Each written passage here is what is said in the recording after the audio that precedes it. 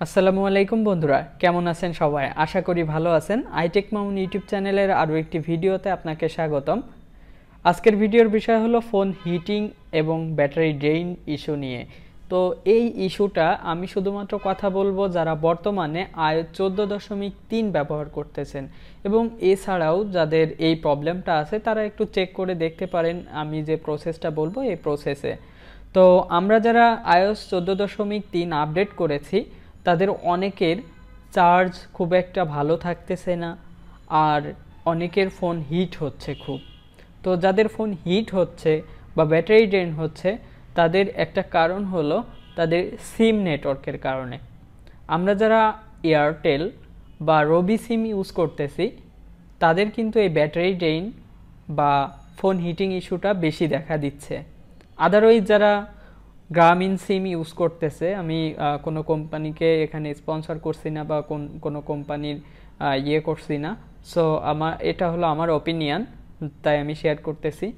যদি আপনি গ্রামীণ ফোন যে সিম আছে, গ্রামীণ ফোনের যে সিমটা আছে সেটা ইউজ করেন তাহলে এই প্রবলেমটা হচ্ছে না। এখন এই যে হিটিং ইস্যু এবং আমরা যে ব্যাটারি ড্রেইন হচ্ছে এটার সমাধান করতে গেলে কি করব? এটার সমাধান করার একমাত্র উপায় হলো পরবর্তী আপডেট, আর দ্বিতীয়ত আপনি আপনার সিম নেটওয়ার্কটা চেঞ্জ করে দেখতে পারেন।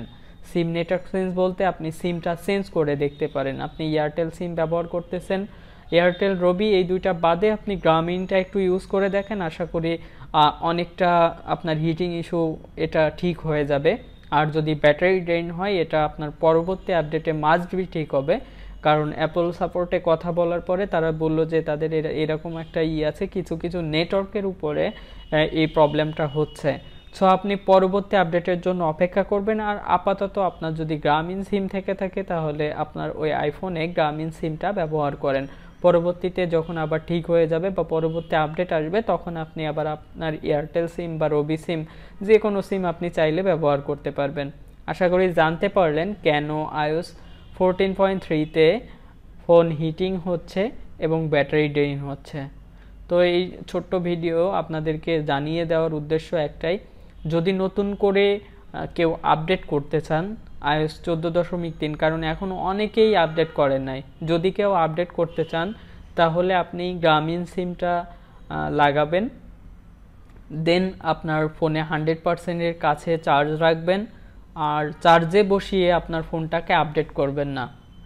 এই 3-4টা জিনিস আপনি ফলো করলে ইনশাল্লাহ আপনার iOS 14.3-এ কোনো সমস্যা হবে না।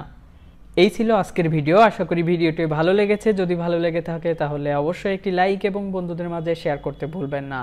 আর এখনও পর্যন্ত আমার চ্যানেলটি সাবস্ক্রাইব না করলে এখনই সাবস্ক্রাইব করে নিন, পাশে থাকা বেল আইকনটা প্রেস করে দিবেন, তাহলে আমার পরবর্তী কোনো ভিডিও আপনি মিস করবেন না। সো আজ এ পর্যন্তই, দেখা হবে পরবর্তী ভিডিওতে। সে পর্যন্ত ভালো থাকুন, সুস্থ থাকুন, আল্লাহ হাফেজ।